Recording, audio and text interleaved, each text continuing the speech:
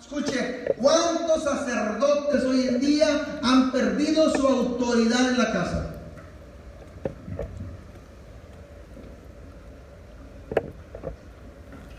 ¿Cuántos sacerdotes han sido destruidos? Aquí está la respuesta. ¿Por cuánto nos olvidamos de su Torah? ¿Amén? Entonces, ¿qué tenemos que hacer? Regresar, mis hermanos, a lo que la Biblia dice, la senda antigua. ¿Cuántos han escuchado esa frase? Regresa a la senda antigua. Hay un canto que dice la senda antigua, incluso hay iglesias que se llaman la senda antigua, hay denominaciones que se llaman la senda antigua, pero ¿sabe una cosa? La mayoría no sabe lo que significa la senda antigua. Porque la mayoría, para muchos, la senda antigua es regresar al libro de los Hechos, lo cual no es que esté todo de mal, es correcto. Si verdaderamente entendiéramos lo que la iglesia primitiva hizo, es correcto, porque de ahí partimos. Pero cuando habla regresar a la senda antigua, porque fueron los profetas los que lo hablaron, no fue en el Nuevo Testamento. Entonces, cuando los profetas dijeron a su pueblo de Israel, regresen a la senda antigua, les estaba diciendo, regresen a la Torah, porque se habían olvidado de su ley. Entonces, regresar a la senda antigua significa que tenemos que regresar nuevamente a los principios, a obedecer sus mandamientos. ¿Amén? Mire, yo le he hecho esta pregunta y puede hacerse a usted, a cualquier cristiano. Todos sabemos que Dios le dio a Moisés 10 mandamientos, ¿cierto? Pero pregúntale y diles que te digan los 10 mandamientos y yo te puedo asegurar que el 80% del cristiano no sabe los 10 mandamientos.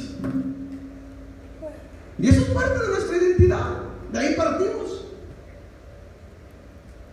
Entonces, de ahí, hermanos, si no lo sé el mandamiento, entonces, ¿cómo voy a obedecer algo que no sé? Es imposible, porque necesito primero adquirir conocimiento, ¿sí?, de este mandamiento, y cuando escucho esa palabra aumenta mi fe y eso me lleva a obedecer su palabra. ¿Sí me entienden? Otro punto, Mateo 7, 13 al 14. Mateo 7, 13 al 14.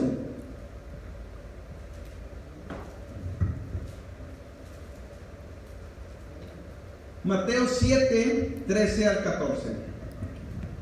¿Cuántos han escuchado estos textos muy conocidos?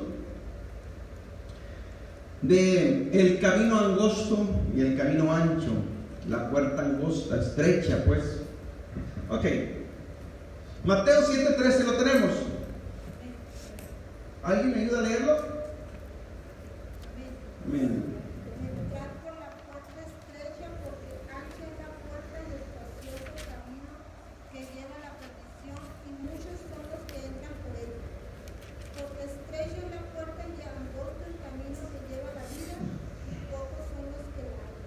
Amén. ¿Cuántos hemos escuchado esto en muchas predicaciones? Muchos, la mayoría lo hemos escuchado estos textos, ¿cierto? Pero si usted va a darle la interpretación a este texto desde el punto de vista de su creencia. Por ejemplo, si un cristiano, vamos a pensar cristianamente. Si tú eres cristiano, yo soy pastor cristiano y te estoy enseñando esto, te estoy enseñando que lo que el Señor Jesucristo está diciendo, dice, entren por la puerta angosta porque estrecha, uno dice estrecha, otro dice angosta, ¿sí? Y ancha y espaciosa el camino que conduce a la destrucción y muchos entran por ella. Hablando de dos caminos, uno delgado, angosto y otro completamente amplio. ¿Amén? Pero si yo te pregunto, y tú le preguntas a cualquier cristiano, ¿en cuál de los dos caminos estás tú?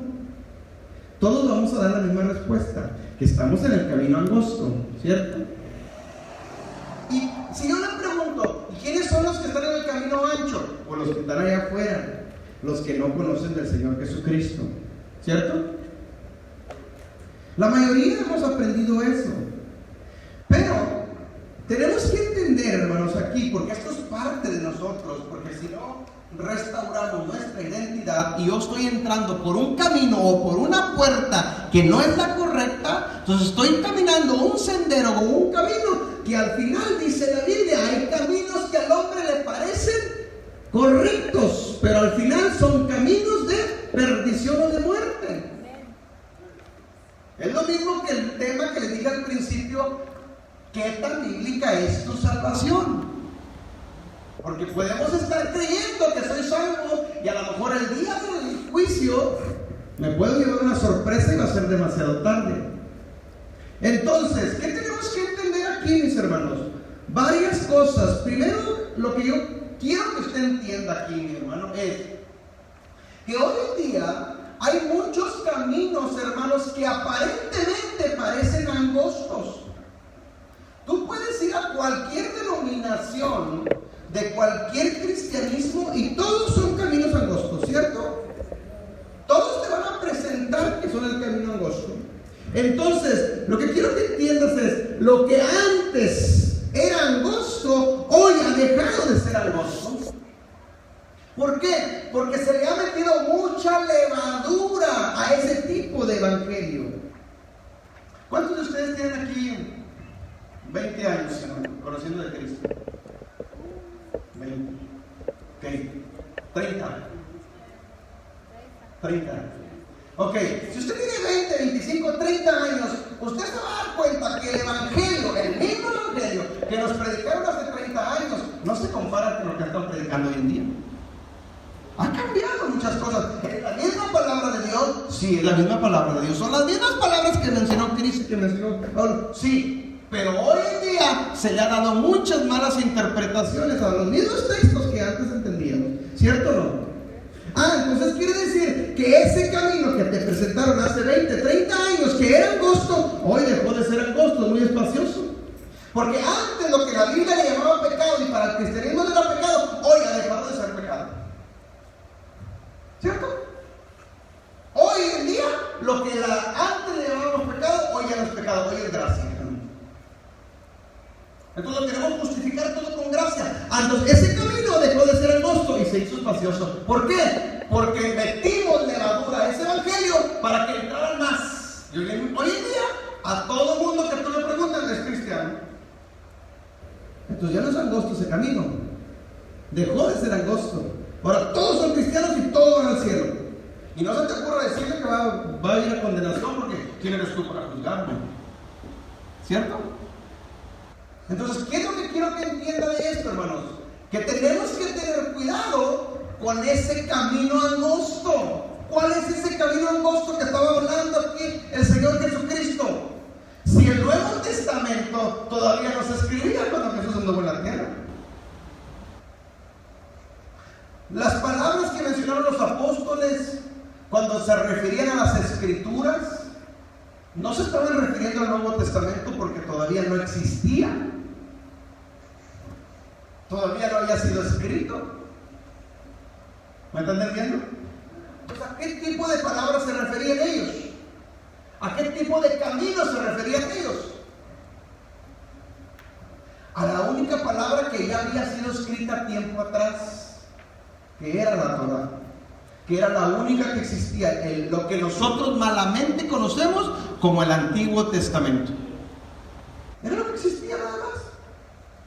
Años más adelante se empezaron a escribir las cartas de los apóstoles y años más adelante se agregaron para ser parte del canon bíblico. Pero en ese tiempo no existía. ¿Me están teniendo el punto?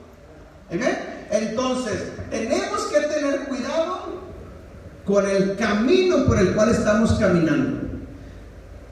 ¿Amén? ¿Qué dice el versículo 14? Pero estrecha es la puerta y angosto el camino que conduce a la vida, y son pocos los que la encuentran. ¿Son qué? Pocos. ¿No son muchos? Son pocos. Diga conmigo, yo soy de esos pocos. Pocos son los que encuentran el camino angosto o la puerta estrecha que te conduce a la vida. ¿Amén? Entonces, si hay un camino que me lo presenten a mí donde hay abundancia, ahí yo tengo que preguntarme, ¿es angosto o es ancho? ¿Amén? La Biblia dice son pocos. Pues, ¿qué tengo que preocuparme yo? ¿Qué te tienes que preocupar tú, mi hermano? ¿Ser de los pocos? ¿Ser de los escogidos? ¿Ser de los predestinados a la salvación? Porque dice la Biblia que los que han de ser salvos ya fueron predestinados desde antes de la fundación del mundo. Entonces si hay predestinación a la salvación, no todos van a ser salvos entonces. ¿Me entiende el punto? Entonces no todos van a ser salvos. Entonces, ¿qué tengo que hacer yo? Preocuparme por estar en el camino correcto. Amén. ¿Sí me entiende? Pero dale un aplauso al Señor Jesucristo fuerte y recio para que no te lo duermas. Dígale que no se duerma, aguante el calor. ¿Cuántos les tocó hacer cultos allá en México? Ándale, sí. ¿Alguien le tocó ir a los cultos de México? El calor mata el corona, acá. El calor mata corona, dice. Dinero mata carita. Hermano, yo me acuerdo cuando yo era joven, adolescente o niño. Así hacían los lobos en aquel tiempo. Que iba a los cultos allá en México y me llevaban, hermano, a los cultos de barrio, allá en el monte o a los ranchos. Un calor tremendo, mi hermano. Pero ahí estaba la gente. Como una de estaciones de aire. Sí. Al aire libre, ya estaba bien bonito. La gente llegaba de todas partes, a caballo, en moto, en bicicleta, en carrocha, así. Y unos cultazos que se hacían. Bien bonito. ¿Amén? ¿Cuánto les tocó de esos? Y no se quejaba la gente del calor. Nosotros, hermano, aquí en América, en Estados Unidos, nos acomodamos a lo fresco luego, ¿verdad? Y no nos falta el calor porque nos quejamos. Señor, no me castigue. Exacto, no había luz, ¿cierto? Con lámparas. Conectado de la batería de la troca unos focos ahí. Pero Dios se agradaba. Ok, ¿tengo tiempo todavía? Sí. Alright. 2 horas todavía más, ¿verdad? Identidad, mis hermanos. El tema que quiero que entienda es identidad. Y conforme vamos a ir avanzando, vamos a ir metiéndonos a aguas más profundas acerca de lo que es tu identidad. Mire, veamos un punto más. Una de las principales formas, hermano, Dios a su pueblo le habla de diferentes formas, ¿ok? Pero una de las primeras formas que le habló Dios a su pueblo y de las principales formas que Dios le habla a su pueblo es ovejas. ¿Amén? Yo creo que esa palabra todas las hemos escuchado. Si usted lee los salmos, usted se va a dar cuenta que habla mucho de las ovejas. Usted lee el Antiguo Testamento y se va a dar cuenta que habla mucho de las ovejas. Usted lee el Nuevo Testamento y se va a dar cuenta que está hablando. Escúcheme bien esto. Siempre que usted lea en la Biblia la palabra oveja o ovejas en plural o singular, que es lo mismo, siempre se está refiriendo a Israel. Siempre que hable de ovejas en la Biblia y que usted lea de Biblia, en la palabra ovejas, siempre se refiere a las 12 tribus de Israel. ¿Grabes eso? Es bien importante. Nunca en la Biblia le dice ovejas a los gentiles. Nunca en la Biblia le dice ovejas a los cristianos. Nunca en la Biblia le dice ovejas a la iglesia. Siempre se refiere a Israel. Eso es clave y eso es fundamental porque eso es parte de su identidad. Porque si no, de lo contrario, hermanos, yo tengo una identidad falsa, torcida, que no me he dado cuenta, mis hermanos, y tengo otra identidad que no es la correcta. ¿Amén? La palabra oveja, mis hermanos, en la Biblia, en singular o en plural, aparece más de 290 veces en toda la Biblia.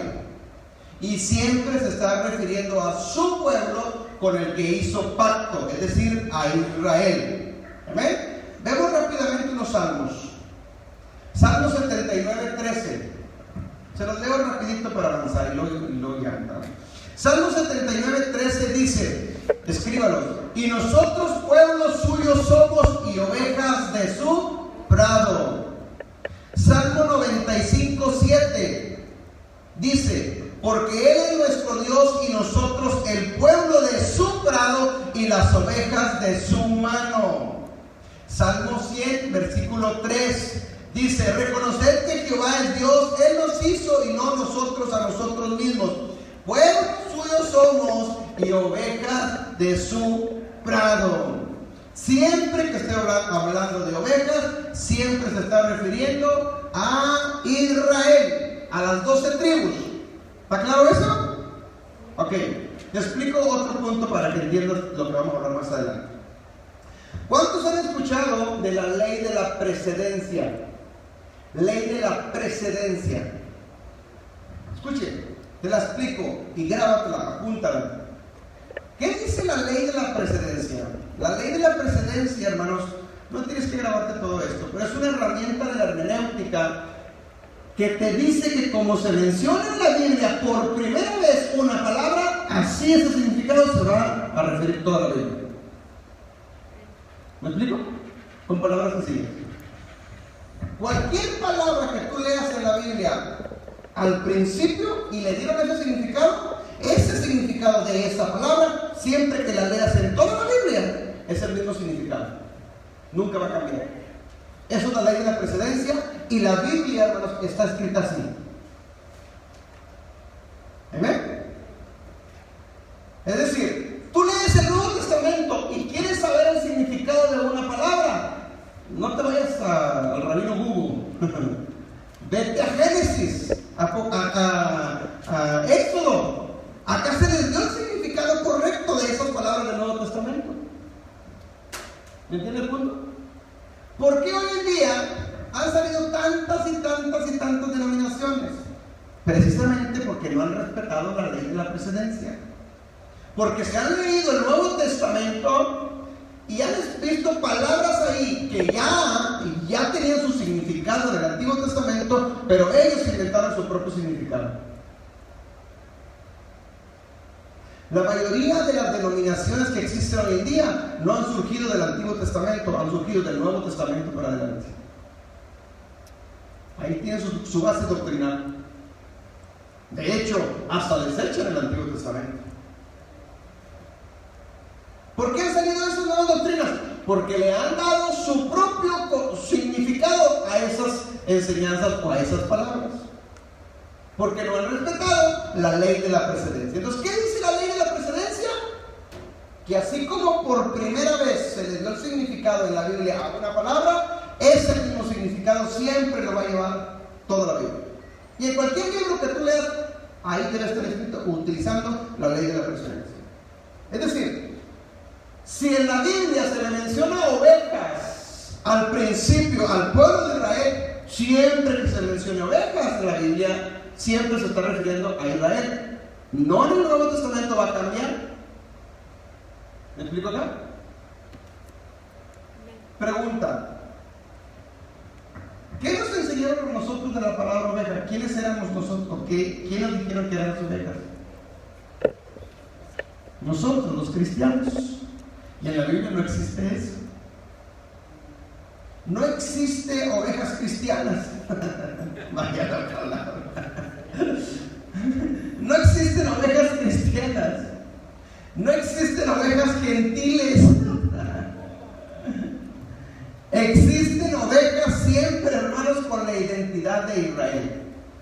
Con las dos, son de las 12 tribus de Israel.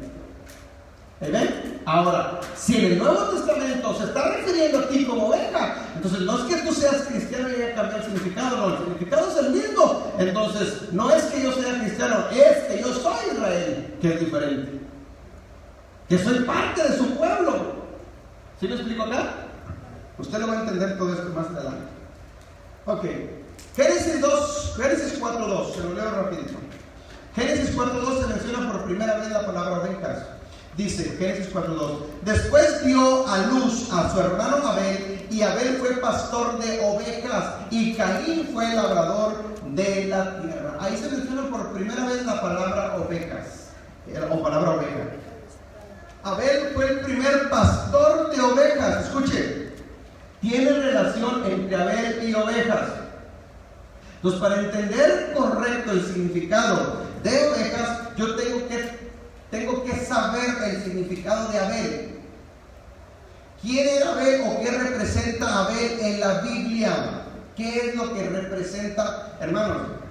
Desde Adán hasta el Señor Jesucristo, siempre usted va a ver ahí, hay una generación donde vienen los genes de parte de Dios, transfiriéndose de generación en generación hasta llegar al Señor Jesucristo.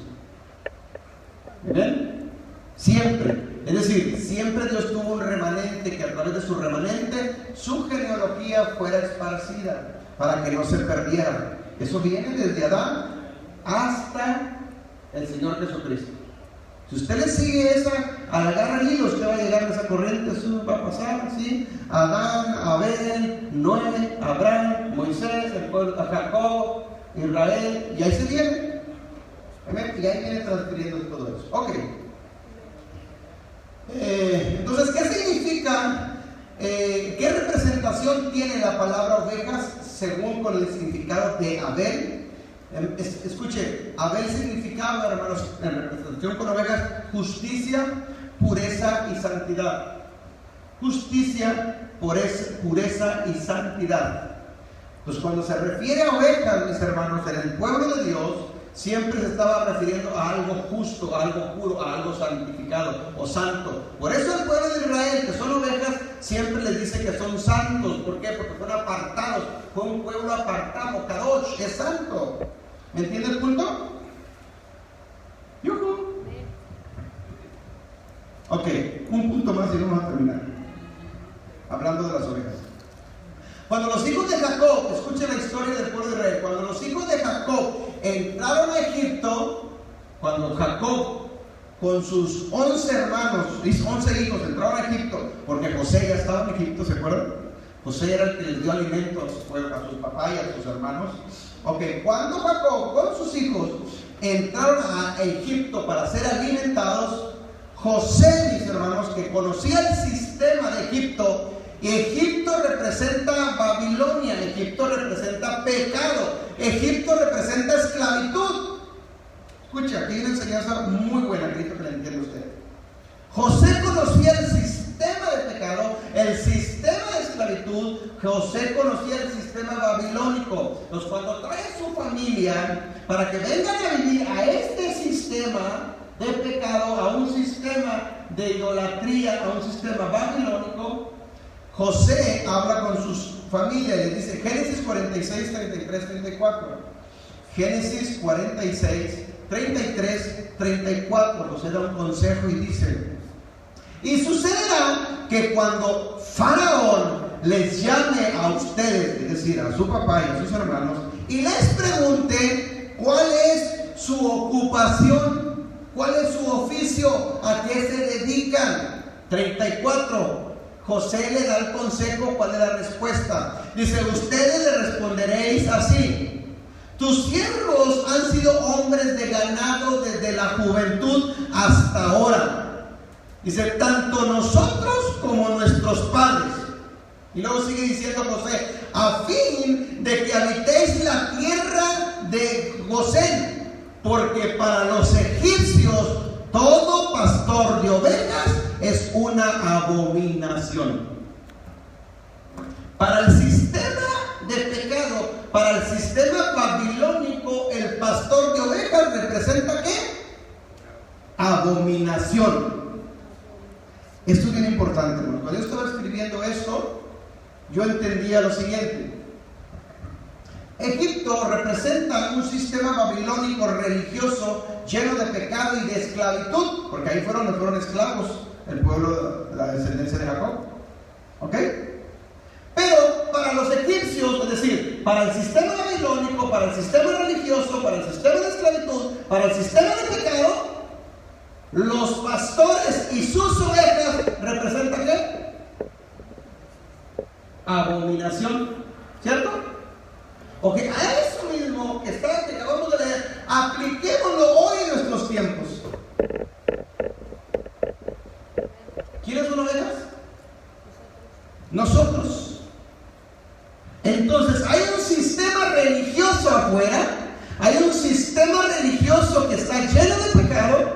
y esclaviza a la gente. Para ellos, las ovejas, nosotros somos ¿qué? Abominación. Por eso, y termino con esto, hermano, yo te dije al principio, cuando te dije, vamos a empezar a aprender este tema, yo te dije, ¿estás preparado? Porque si antes aprendimos de guerra, de liberación, de brujería y hechicería, y se levantaron enemigos en contra tuya, y te persiguieron y te criticaron, con esto va a ser peor. ¿Quién es el que está en contra de las ovejas y de los pastores que pastorean ovejas? Egipto, el sistema babilónico, el sistema religioso. Así es que agárrate, mi hermano, cuando la gente, cuando tus amistades o tus familiares sepan que estás aprendiendo de la Torah, va a haber un choque. Y no es que sean ellos, es los espíritus babilónicos que están en ellos.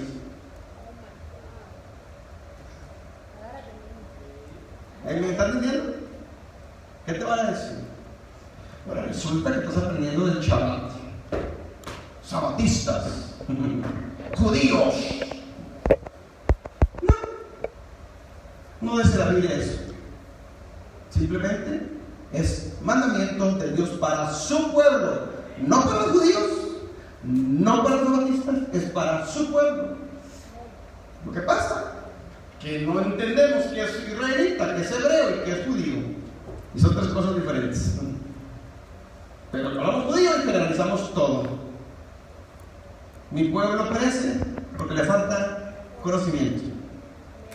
Dile que está a tu lado, ¿estás dispuesto a sufrir por su causa? ¿Estás dispuesto a soportar la persecución?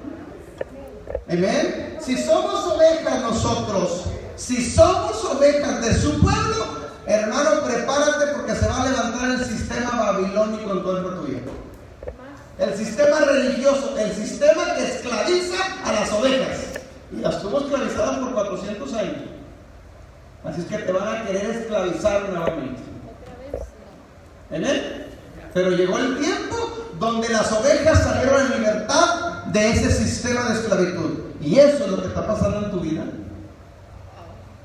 Dios te está sacando de tu mente Babilonia, te está sacando de Roma, te está sacando del sistema religioso que está en tu mente. Hermanos, estamos viviendo los tiempos de José. Esa es otra enseñanza que más adelante les la enseño. Estamos en los tiempos de José. Amén. Todo lo que hizo José, lo que representó José y lo que pasó José, ese es el tiempo. Ese es el tiempo. Todo lo que padeció y sufrió José era porque Dios lo estaba preparando a José, porque José es el que iba a alimentar a los hambrientos el día de mañana. Entonces, ¿va a haber sufrimiento, va a haber persecución? Sí, pero es Dios que te va a preparar para que tú aprendas de su Torah y alimentes el día de mañana a los que tengan hambre de su palabra. Los José alimentaron. ¿A quiénes? A su pueblo, al pueblo de Dios. Tú tienes que prepararte, tienes que capacitarte, tienes que aprender de su Torah, porque hay muchos cristianos que son parte del pueblo de Dios, pero desconocen esto que tú estás aprendiendo, y tú eres el que le vas a enseñar a ellos. Amén. Son los tiempos de José. Dale un aplauso al Señor Jesucristo, iglesia. Bendiciones, ahí nos vamos a quedar. Preguntas, comentarios.